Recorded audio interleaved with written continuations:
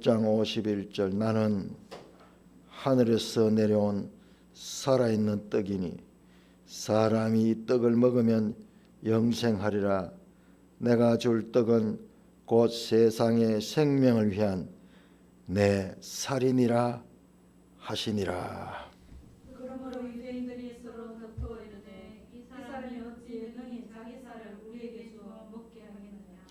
예수께서 이르시되 내가 진실로 진실로 너희에게 이르노니 인자의 살을 먹지 아니하고 인자의 피를 마시지 아니하면 너희 속에 생명이 없느니라. 내 살을 먹고 내 피를 마시는 자는 영생을 가졌고 마지막 날에 내가 그를 다시 살리리니. 내 살은 참된 양식이요 내 피는 참된 음료로다. 내 살을 먹고 내 피를 마시는 자는 내 안에 거하고 나도 그의 안에 거하나니. 살아계신 아버지께서 나를 보내심에 내가 아버지로 말미암아 사는 것 같이 나를 먹는 그 사람도 나로 말미암아 살리라. 이것은 하늘에서 내려온 떡이니 조상들이 먹고도 죽은 그것과 같지 아니하여 이 떡을 먹는 자는 영원히 살리라. 같이 이 말씀은 예수께서 가버나움 회당에서 가실 때에 하셨느니라.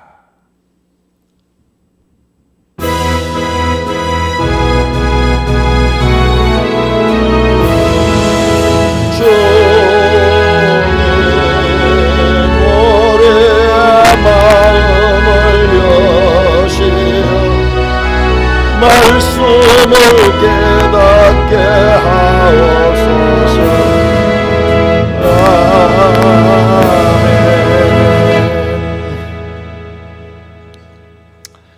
아멘. 오늘 우리가 읽었던 본문은 지난 주일 오후에 우리 유 집사님께서 질문을 하셨던 내용이에요. 왜 이렇게 끔찍한 표현을 했을까? 식인종 같은. 놀래잖아요. 이게 무슨 말이냐? 이게 무슨 말이냐? 어떻게 우리가 자기 살을 먹고 피를 마신단 말이냐? 사람들이 수군대며 서로 다투어 말하고 있죠. 그리고 이 말씀이 끝나고 나면은 제자들도요, 이 말은 너무 어렵다. 이거 이게 무슨 말이고? 이게 무슨 말이고? 그러면서 제자들 가운데 많은 사람이 더 이상 예수님을 따르지 않고 12제자만 남게 되는 모습이 나옵니다. 왜 이렇게 예수님께서 이와 같이 극단적이고 혐오스러운 말씀을 통해서 자신을 가리키고 있을까 하는, 우리도 들으면은 섬뜩하죠. 우리 관성이 계속 들어와 가지고 지금 그렇잖아요. 이걸 처음 듣는다고 생각해 보세요. 처음 낯설게 한번 들어보세요. 식인종, 예수님의 구체적으로 나오는 내 쌀 프레쉬, 그리고 내 피 블루드, 그냥 상징이 아니고 내 살을 먹고 내 피를 마셔야 된다. 반복하잖아요. 그것도 몇 번이나 반복하잖아요. 내 살을 받고 내 피를 마시는 자는 내 안에 거하고 나도 그의 안에 거한다.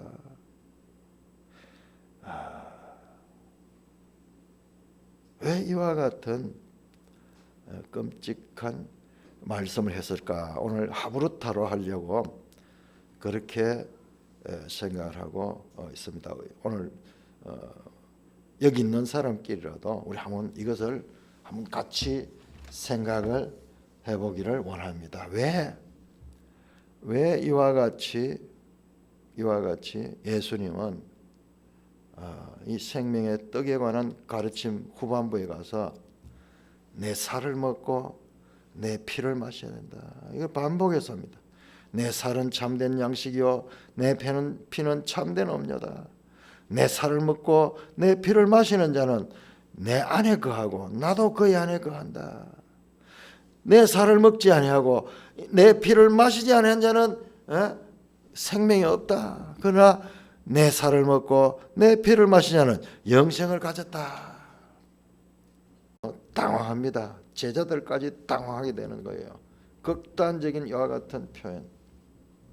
한번 여러분들 가운데서 왜 이런 표현을 썼을까 하면 나름대로 생각이 있으시면은 이 시간 말씀을 해주시면은 감사하겠습니다.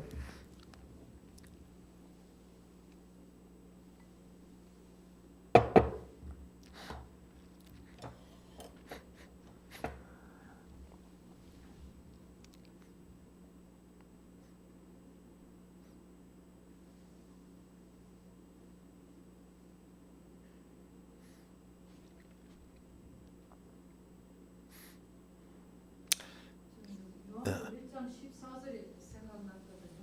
예. 말씀이 육신이 되어 우리 가운데 거하시니 말씀이 육신이 되었잖아요. 예. 그렇게 육신은 살과 피로 되어 있거든요. 예. 육신은 살과 피로 되어 있다. 이렇게 살과 피를 마신다 하면 좀 그렇지만은 말씀을 먹는다. 예.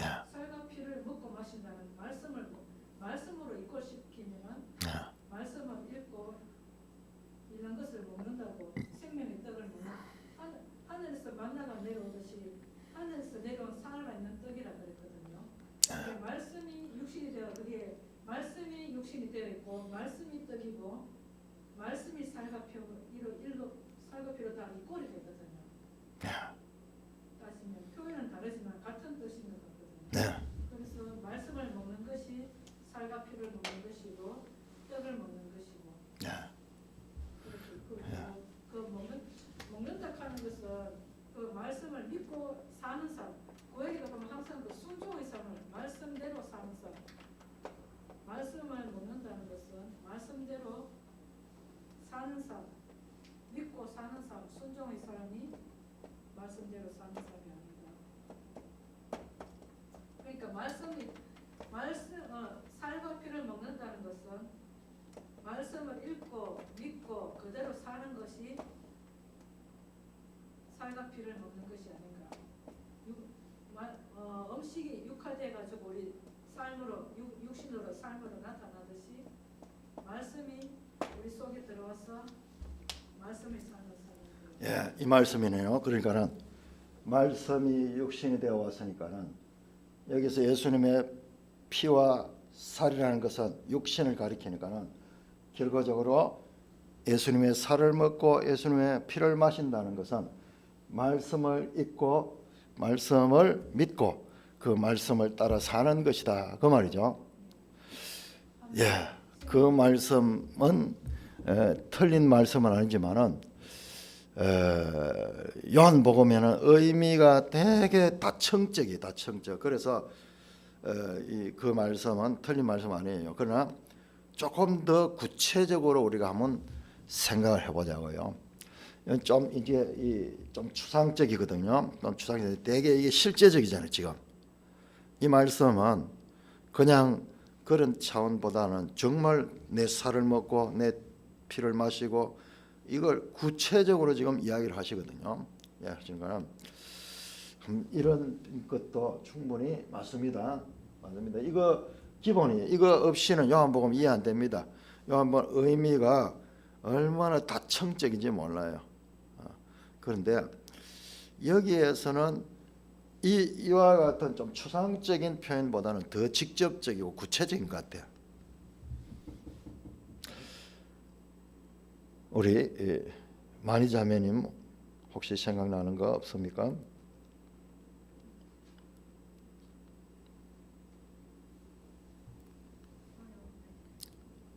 63절에 보면 63절에 살리는 것은 영이지 누군 부익하니라 내가 너의 이름을 영이요 생명이라 그래서 다층적이라 했는데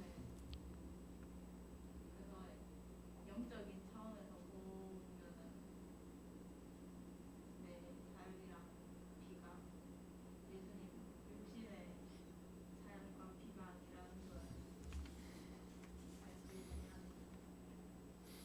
예. 그러면은 뭐란 말이에요? 그럼 뭐라? 좀 그런 뜻이다. 그러죠?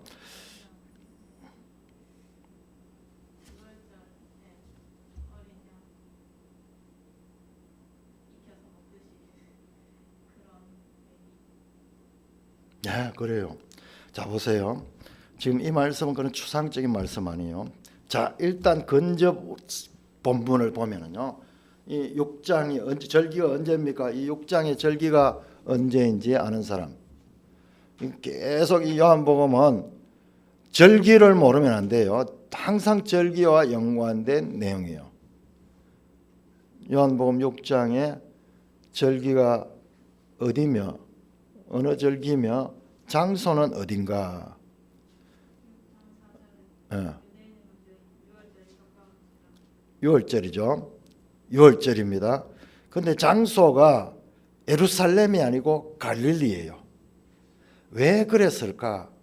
왜 6월절에는 늘 예수님은 예루살렘 성전으로 가시는데 이번 이 요한복음 6장에서는 예수님이 갈릴리에 남아 계셨어.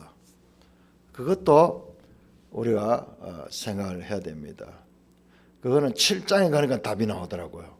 계속 문제를 가지고 있어야 돼요. 왜 이 갈릴리 될까? 절기도 항상 중요하지만은 이 장소도 특별하거든요. 앞에서 우리 5장에서 유대인의 명절이라고 익명으로 나왔던 그 절기가 그렇게 중요했듯이 이 장소도 6월절이면 항상 예루살렘에 가시는데 굳이 예루살렘을 가지 않고 갈릴리에 계셨던 걸 보는 7장에 보는 의도적이더라고요. 그러니까 7장 그렇죠. 자, 그렇다니까는 우리가 문맥을 통해서 지금 이 상황을 알아야 돼요. 그냥 6장만 가지고 아무리 생각해도 볼 수 없는 게 있어. 그러니까는 예수님은 유대인들이 지금 예수님을 죽이려고 하고 있기 때문에 아직 때가 아니야. 아직 때가 아니야. 그것을 때를 따라서 예수님이 움직인다 하는 것을 알 수 있습니다. 자, 그렇다면 아까 그 본문을 다시 돌아가서 자, 6장은 6월절 절기죠. 6월절 절기는 그 기원이 뭐냐? 기원이 뭐냐? 바로 신만이 자매가 이야기했던 두 번째 이야기했던 출애굽기 12장에 6월절이 절기가 세워지잖아요. 이게 첫 해입니다. 이스라엘 달력의 첫 달, 출발의 달입니다. 첫 달. 이전 달력하고 완전히 다릅니다. 세상의 달력하고 달리 하나님의 구원의 경륜을 담고 있는 절기. 그래서 첫 달 14일이죠. 이게 6월절이고 이어서 15일에서 21일까지가 무교절이고 요 15일이 요일은 자꾸 바뀝니다. 매년 바뀝니다. 그러나 이 절기를 만든 그때는요 14일이 금요일 14일이 금요일이고 15일이 토요일 안식일이고요 16일이 안식 후 첫날이에요. 그래서 요 16일은 초실절이다 제가 말씀드렸죠. 이게 되게 중요한 거예요. 여기 예수님의 죽으심과 그리고 부활하심과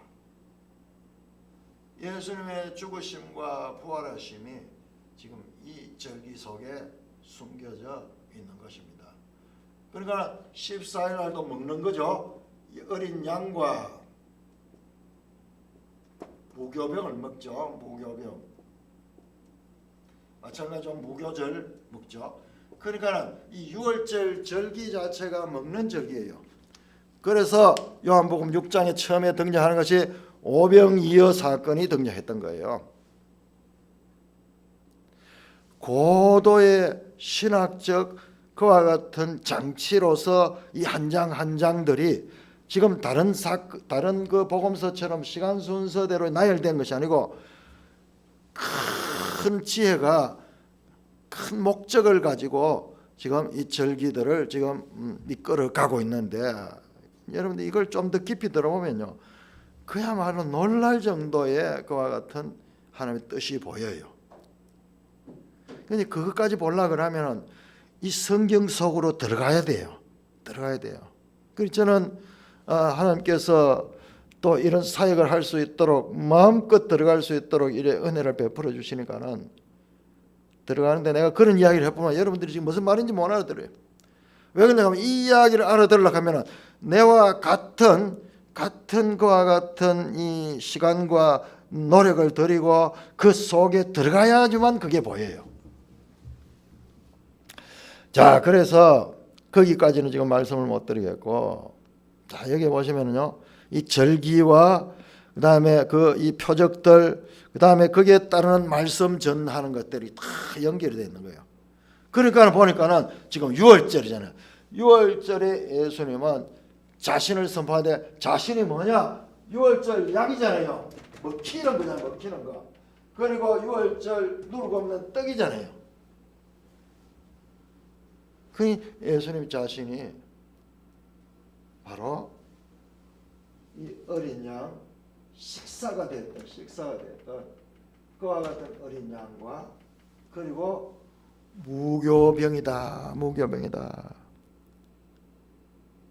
그것을 지금 나타내고 있기 때문에, 지금 예수님은 뭐냐? 6월절의 성취거든요. 6월절의 성취잖아요. 6월절 이것은 그림자였고, 이건 그림자였고, 진정한 6월절의 성취는 예수 그리스도. 그렇기 때문에 이 모형과 마찬가지로, 이 그림자와 마찬가지로 먹어야 되는 거예요. 제가 우리 산돌교회를 처음 세우면서 했던 우리 산돌교회 구호가 뭐냐 하면, 예수 그리스도로 먹고 마시며 옷 입고. 이거 어마어마한 내용이에요. 어마어마한 내용. 예수 그리스도로 먹고 마시며 예수 그리스도 옷 입는 거, 여기에 하나님의 구원이 다 구원의 성취가 다 거기에 들어있어요. 그래서 예수님은 의도적으로 자신이 바로 6월절에 그 이 어린 양 고기와 그리고 그 무교병 떡이었다. 그러나 그것은 의식적이고 예표적인 비유였고, 여기 나오는 게 뭔가 6장에 나오는 비유, 모세의 비유가 나오잖아요. 뭡니까? 만나잖아요. 만나. 모세가 광야에서 만나 문 사건 나오잖아요. 그리고 6장은 전부 먹는 이야기. 그러나 이 모세의 만나는 먹고도 죽었지만은 조상들에게 일시적으로 내렸던 하늘에서 내려온 떡이지만 그것도 하나의 그림자였고, 내가 생명의 떡이다. 그 말씀하는 거예요. 내가 생명의 떡이다. 그래서 예수님은 궁극적으로 내가 바로 6월절을 성취한다. 6월절 성취한다. 그러므로 6월절 그림자 속에 너희가 어린 양을 먹고, 그리고 그 물고 없는 떡을 먹고 홍해를 건너서 그 애굽으로부터 나왔듯이, 나를 믿는 그 사람도 나를 믿는 세상의 죄 가운데서 사함을 받고 이 하나님의 나라의 백성이 된다는 것을 가르치는 그 의미가 그 속에 담겨 있으니까는요. 바로 이와 같은 첫 6월절의 그 절기에 담겨 있던 그 궁극적으로 이것은 뭘 가지냐? 예수 그리스도를 가리키는 것을 확연하게 우리에게 알려줄 뿐만 아니라 더 나아가서 여러분, 이게 지금 어마어마한 이야기예요. 이 질문은 마치 나비의 날개짓 같이 우리가 쉽게 나오는 질문이지만, 여기에 대한 답은요, 그야말로 폭풍과 이 해일이 일어나는 그와 같은 파장력을 가진 질문이에요. 딱 더 근본적으로 들어가 보자고요. 더 근본적으로. 처음에 인류가 어떻게 범죄하게 되었습니까? 우리 창세기 2장 한번 볼까요? 창세기 2장. 어마어마한 지금 질문이에요. 이 질문이. 근데 이 질문까지 완벽하게 가지지 않으면요, 우리가 늘 의심스러워요. 이야, 이거 좀 예수님이 지나치다. 제자들도 지나치다. 무슨 말을 이런 말을 하노? 듣기 거북스럽다. 그러면서 다 떠나가듯이 우리 마음속 한 군데도 그런 게 남아있는데, 오히려 이것을 제대로 풀어버리면은 이 말씀이 가지는 그 뜻까지 깊이 깨달으면서 예수님의 그 말씀에 대한 믿음이 더욱더 확고해집니다. 자, 창세기 2장 9절 볼까요? 2절 9절 같이 읽습니다. 시작. 여호와 하나님이 그 땅에서 보기에 아름답고 먹기에 좋은 나무가 나게 하시니 동산 가운데에는 생명나무와 선악을 알게 하는 나무도 있더라. 자, 우리 선악과 동산입니다. 그러나 단 한 가지. 선악을 알게 하는 나무의 열매는 먹지 마라. 네가 먹는 날은 반드시 죽으리라. 자, 인류의 죄의 근본 문제는 먹는 데서 생겨난 거예요. 이게 우리 와닿지 않잖아요. 왜 하필 먹는다고 뭐 그 열매 하나 먹었다고 해가지고 얘가 죄가 도르냐? 지금 이거는요, 이 성경이 가지고 있는 고도의 하나님의 화법이에요. 하나님의 화법. 제가 이번에 절기를 공부를 하면서 어마어마한 걸 느꼈어요. 하나님이 누구신가 알아야 돼요. 하나님이 하나님의 구속사를 우리에게 펼쳐 보여줄 때 우리가 알아들을 수 있는 우리의 경험과 우리의 이 세상에서 일어나는 이와 같은 시간과 공간 속에 일어나는 사건들을 통해서 하늘의 신령한 뜻을 가르치기를 원하는 거예요. 그렇지 않다면 알아들을 수 없는 거예요. 하늘의 일을 그대로 전해버리면 우리가 도무지 알아들을 수 없어요.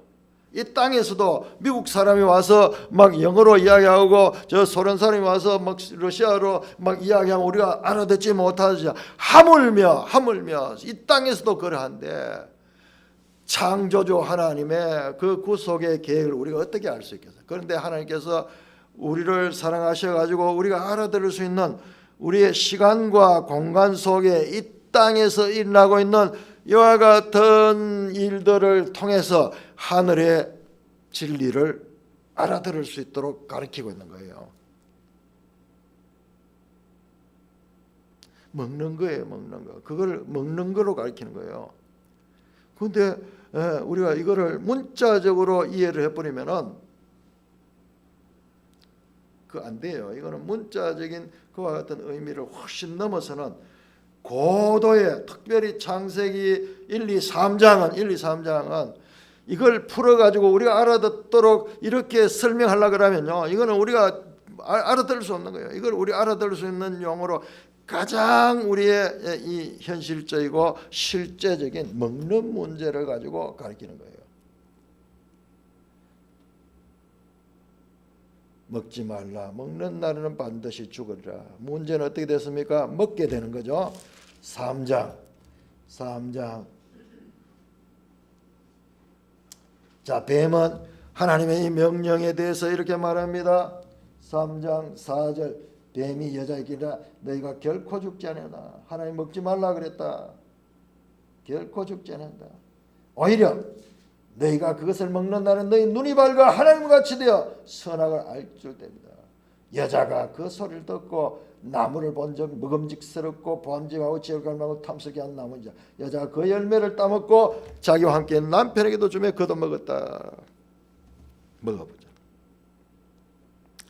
자, 먹는 문제로 인해서 죄가 이 땅에 들어왔습니다. 이 죄는 누룩같이 전염성이 있습니다. 그래서 온 인류가 죄에 오염이 됐다. 출생부터 죄에 오염된 상태로 태어나고 있는 거예요. 그래서 모든 사람이 죄인 거예요. 모든 사람이 죄인 거예요. 그건 바로 죄가 누룩과 같은데, 그래서 6월절에 누룩 없는 떡을 6월절 절기 지키기 열흘 전부터 시작해가지고 집안의 모든 누룩을 다 청소해가지고 끌고 내려가는 거예요. 여러분, 그게 바로 이걸 가르치는 거예요. 이 죄 문제를 가르치는 거예요. 아니, 죄가 도대체 뭐길래 우리는 알 수 없어요. 우리는 알지 못하는 거예요. 그 근본에 대해서는 우리가 알 수 없는 거예요. 하나님이 그렇다 하면 그런 줄 아는 거예요. 그렇다 하면 알면서 보니까는 그런 거예요. 실제로 하나님이 이걸 우리에게 가르쳐주지 않으면 지금 세상 사람을 보세요. 성경에 없는 사람들은 아직까지 아무도 모르잖아요. 모든 문제가 인간들의 문제에서 비롯됐기 때문에 인간들만 좀 개조되고 인간들만 좀 잘 되면 모든 것이 해결될 수 있다고 생각하잖아요. 그러나 그건 근본적으로 무지한 이야기잖아요. 그게 사회주의 공산주의잖아요. 그래서 죄는 먹는 것을 통해서 죄가 독이 됩니다. 독. 마치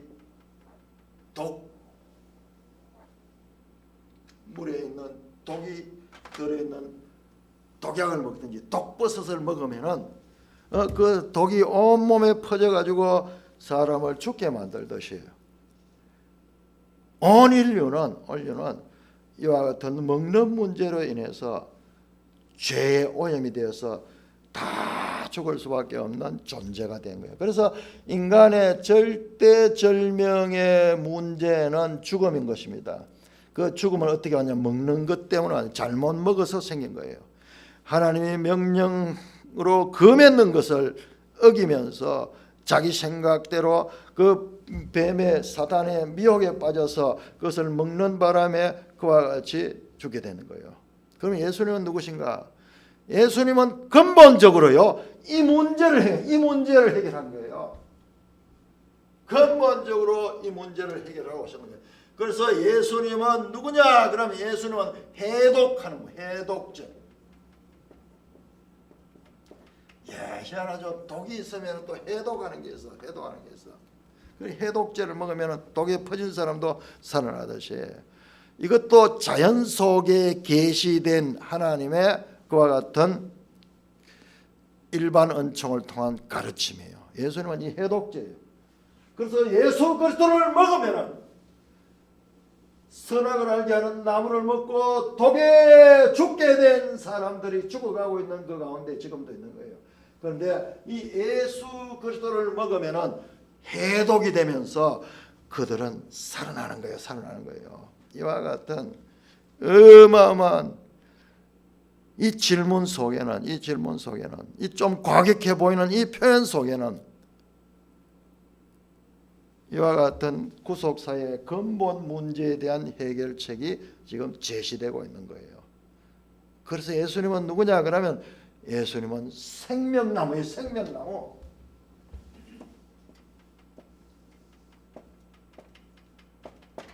자, 보세요. 자, 이 3장 22절 보세요. 3장 22절 23절 우리 같이 읽습니다. 3장 22절 24 시작. 여호와 하나님이 이르시되 보라, 이 사람이 선악을 아는 일에 우리 중 하나같이 되었으니 그가 그의 손을 들어 생명나무 열매도 따먹고 영생할까 하노라 하시고, 여호와 하나님이 에덴 동산에서 그를 내보내어 그의 근원이 된 땅을 갈게 하시느라. 이 사람이 이같이 하나님이 그 사람을 쫓아내셔 에덴 동산 동쪽의 그룹들과 두루 도는 불칼을 두어 생명나무의 길을 지키나 생명나무에 도르지 못하도록 바로 이 그룹을 줘가지고 불칼로 그들이 그 동산으로 도르지 못하는 생명나무를 먹지 못하도록 그렇게 추방했는 거예요. 지금 생명나무를 먹으면 안 돼요. 이 독이 든 상태로 생명나무를 보면 영생하는데 그것은 저주예요.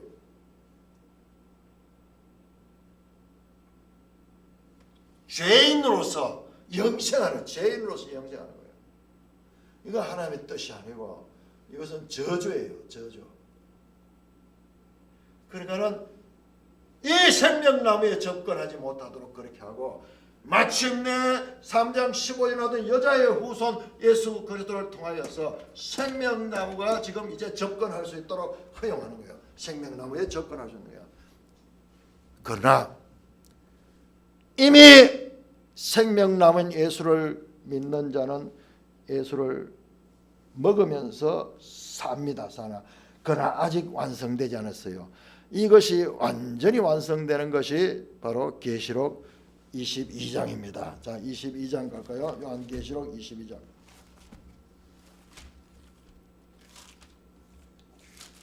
제일 끝입니다. 그러니까는 지금 요한복음은 항상 보면은 창세기와 계시록이 계속 연결돼 나오는 거예요.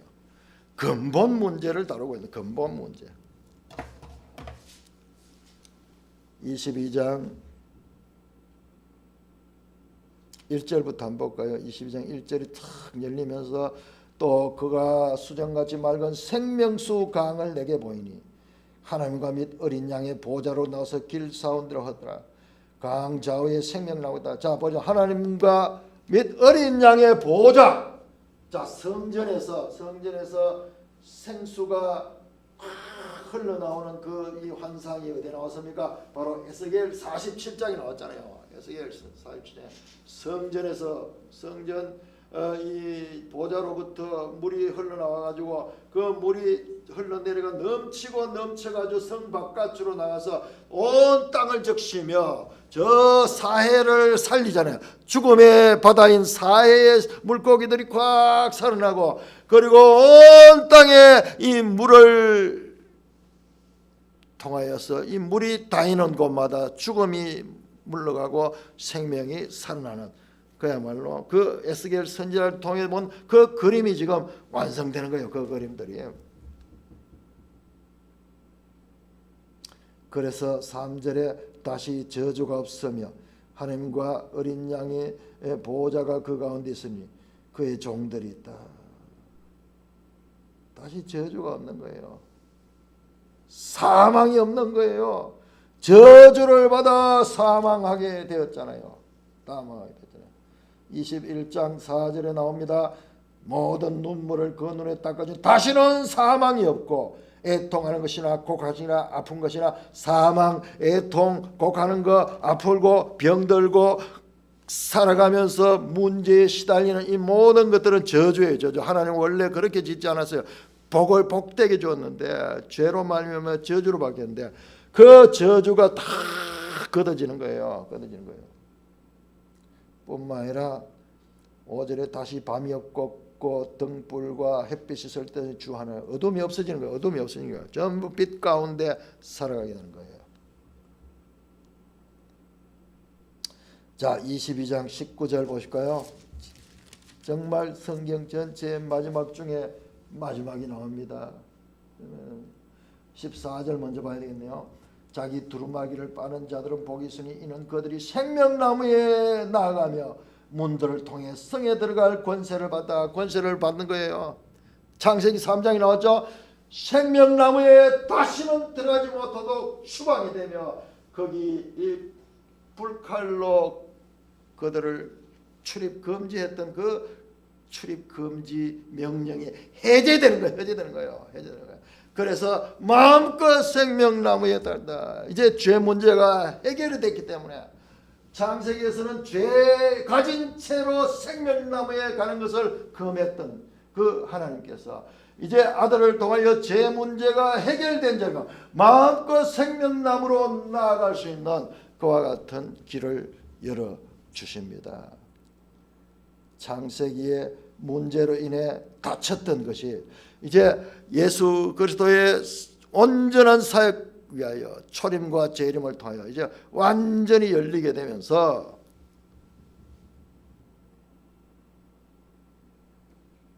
19절입니다. 19절 같이 있습니다. 19절. 만일 누구든지 이 두루마리의 은혜의 말씀을 저지하여 버리면 하나님이 이 두루마리에 기록된 생명나무와 및 거룩한 성의 참여함을 제하여 버리라. 결국은 이 생명나무. 예수 그리스도는 누구냐? 바로 생명나무의 그 열매예요. 그 열매. 그래서 생명의 떡으로 왔다. 그 마지막은요, 생명수와 생명수 물과 생명나무로서 충만하면서 영원한 생명으로 나아가게 되는 것입니다.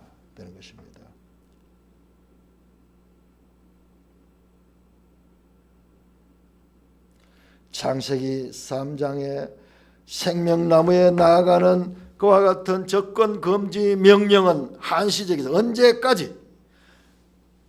여자의 후손이 와서 이 죄 문제를 해결할 때까지는 한시적이었고, 이제 이것이 다 해결된다면은 이제는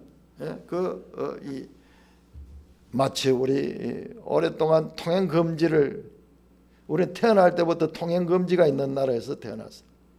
그런데 그 통행 금지가 언제 없어졌냐? 1980년대 그 없어질 때, 와, 이래도 되는가 싶을 정도로, 밤에 이렇게 다녀도 되는가, 12시 넘어가 통행해도 되는가 이럴 싶을 정도로 그렇게 이 해제가 되기, 한시적인 법이었어요. 그게 영원한 법인 줄 아는데 그게 아니에요. 한시적인 법. 표현, 좀 혐오감이 있는 표현이, 우리 이 내용까지 다 알고 보니까는 이게 결코 혐오스러운 것이 아니고 너무나 성경적이고 성경의 논리로서 성경을 해석하는 데 있어서 조금도 흐트러짐이 없는 바른 말씀이라는 것을 우리가 알게 됩니다. 자, 요한복음이 어떤 책이냐? 요한복음이 어마어마한 책이에요. 어마어마한 책인데, 그러나 이 책을 제대로 이 뜻을 알고 읽었는 사람 수는요, 우리 그리스도인들 가운데도 극소수예요. 극소수. 이번에 제가 그게 보여요. 그게 보이는데, 이게 지금 몇 년째예요. 몇 년째. 네, 학교 다니면서 우리 요한 서신 수업 시간이 있었어. 그래서 교수님이, 신약학 교수님이 와가지고, 야, 요한 서신에 대해서 강의한다는 얼마나 기대를 했는지 몰라요. 그래서 기대를 하면서 그 강의를 기다리고 그 강의를 들었는데, 너무 실망스러운 게, 첫 주가 지나고 둘째 주가 지나고 셋째 주가 지나고 넷째 주가 돼서 다시 여섯째 주가 지날 때까지 본문에 안 들어가는 거예요. 뭐 이야기하냐? 저자가 누구냐? 이 저자가 누구냐? 이걸 뭐? 저자 요한이지. 그거 다 아는 이야기 아니에요. 그러면 그 뭐 6주 동안 왜 그 이야기? 이 쓸데없는 인간들, 저 신학자라 하면 자유주의 신학자들을 모여가지고 하는 그 쓸데없는 소리, 그걸 틀어가지고 그걸 가지고 뭐 많은 지식인 것이 그 이야기. 내가 참다 못해가, 교수님, 우리는 요한복음을 배우러 왔지 요한의 저자가 누군가 하는 건 누구나 다 압니다. 한 30분 정도는 그 이야기를 할 수 있어요. 신학교니까는 이 성경에 대해서 뭐 이런 설들이 있다는 정도 할 수 있지만, 그거를 6주 동안 그렇게 이야기하는 거, 이건 너무 심하다고. 지금 생각해보면 그 교수님이 요한복음을 몰라요. 알 수 없어요. 그 나이 40대 중반, 뭐 외국에 아무리 유학하고 박사학위를 따도 요한복음 몰라요. 평생을 읽고 그것도 사모하는 마음으로, 알고 싶은 마음으로 그렇게 헌신하는 자에게 그 계시되는 하늘의 깊은 뜻이 이 요한복음에 나타나고 있습니다.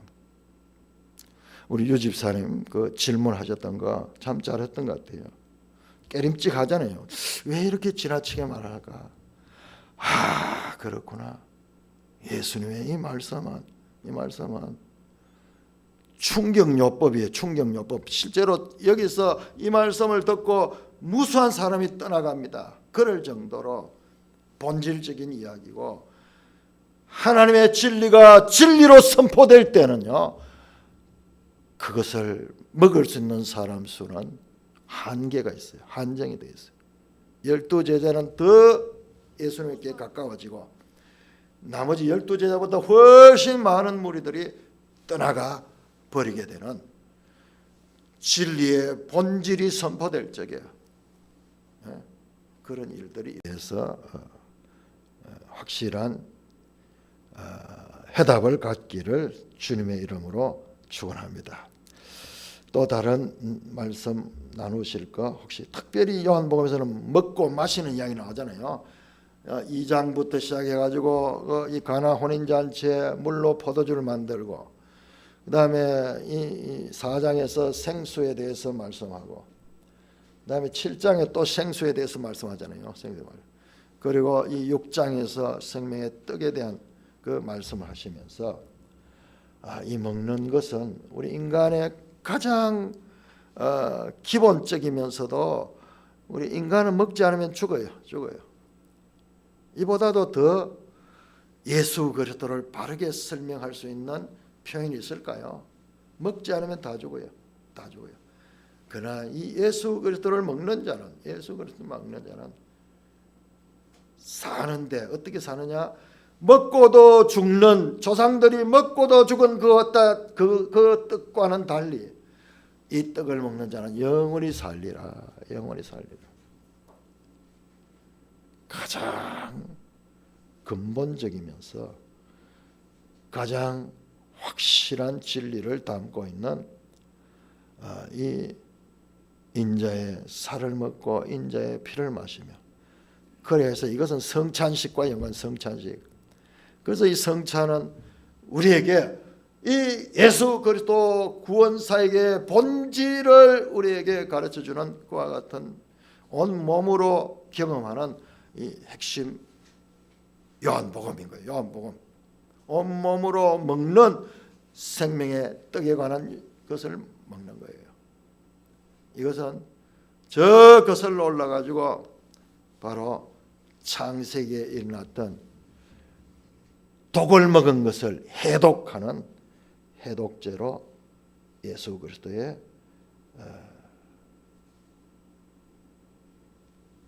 떡 대심, 피 대심을 나타내고 있는 말씀입니다. 말씀이 왜 생명이 떡이 되고 해독제가 되지?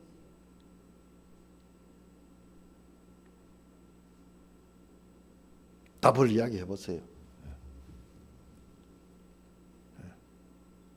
우리는 죄를 몰라. 성경이 아니고는 죄를 몰라요. 그냥 도덕적인 죄는 깨달을 수 있지만은 도덕적인으로 잘 산다고 해서 죄가 없어지는 거나 하는 건 아니거든. 근본적인 죄를 깨달을 수 있게 하는 것은 말씀밖에 없어요. 그렇기 때문에 죄를 일단 깨닫게 되고, 우리 보통 드러나는 도덕적인 것만 죄를 하는데, 그거는 아무리 도덕적으로 완벽해도 우리 속에 있는 죄를 알 수가 없기 때문에 말씀만이 죄가 뭔가를 분명하게 깨우쳐주고, 그리고 말씀만이 죄를 이길 수 있는 힘을 주거든요. 그렇기 때문에 생명 나는 거예요. 생명의 떡이 된다. 그렇습니다. 자, 우리 계시록 22장 19절 다시 한번 볼까요? 자, 정확하게 지금 말씀하셨듯이, 자, 우리 이것도 보세요. 창세기도 하나님의 말씀에 대한 불순종이었죠. 그러니까 마지막도 이렇게 말합니다. 누구든지 이 두루마리의 예언의 말씀에서 짜여버리면, 이 두루마리에 기록된 이 두루마리가 뭐냐? 그럼 이 말씀이에요. 이 말씀 18절에 이 두루마리의 예언의 말씀을 듣는 모든 사람, 여기 이 두루마리의 예언의 말씀은 요한계시록도 될 수 있지만은 아마 1차적은 요한계시록이고요, 뿐만 아니라 성경 전체를.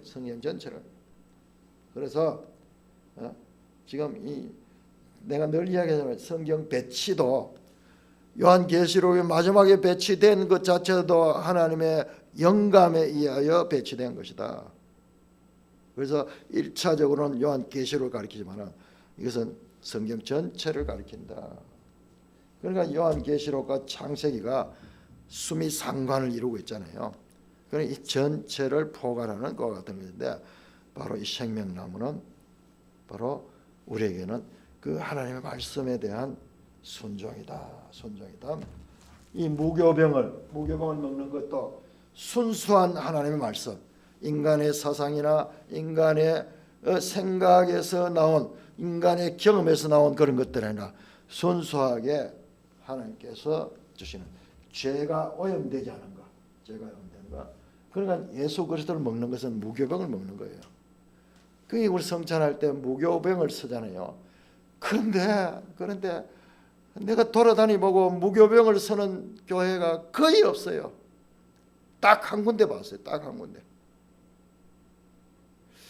모르겠어. 더 있는지. 우리 그리스도 교회 할 때 어떻게 했어요? 그때 무교병이 났나? 그런데 나머지는 가면 전부 카스테라 쓰고 식빵 쓰고 이래요. 참 안타깝잖아요. 안타깝잖아요. 그러니까 형식과 내용이 일치되는데 형식도 내용도 지금 없는 거예요. 없는 거예요. 찬송가 198장입니다. 198장.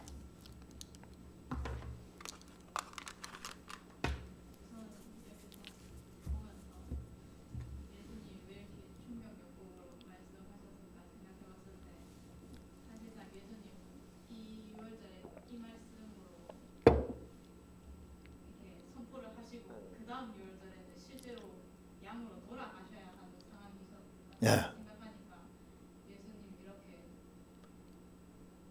본질만 딱 선포하실 수밖에 없는 사람 듣기 좋은 소리가 아니고 예. 스스로 팩트로 딱 팩트였죠. 성취를 위해서 그 입술로 선포를 하셔야 되는 상황이었기 예. 때문에 예수님은 그 공생의 3년 동안 한 번도 그냥 온전히 그 성취를 위해서 3년을 꽉꽉 채워서 스스로 그 성취로 살아가셨다는 게 뭔가 더 느껴졌고 이 말씀을 하시면서도 예수님이 진짜 아까 3년 내내 진짜 이끌던 마음으로 공생애를 지나셨겠구나 이게 딱 느껴지면서 예수님은 이제 내년에 6월절에 내가 진짜 죽어야 되는 성취를 하셔야 되기 때문에 이때 진짜 강력하게 선포를 할 수밖에 없는 그 예수님의 마음과 상황이 뭔가 더